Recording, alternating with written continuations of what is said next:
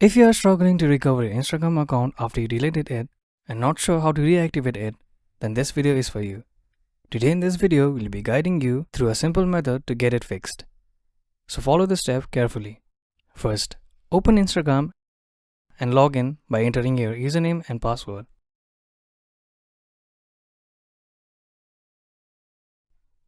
Once you've done that, tap the login button. Now, if you see an error message saying unable to log in, don't worry, there's still a way to solve this. When you encounter the error, simply try to log in again, and if you see another pop-up saying want to keep using this account, tap on the keep account option. You might see this error appear again.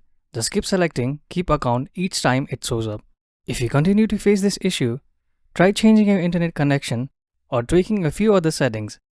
Keep attempting to log in, and eventually your account should successfully log in.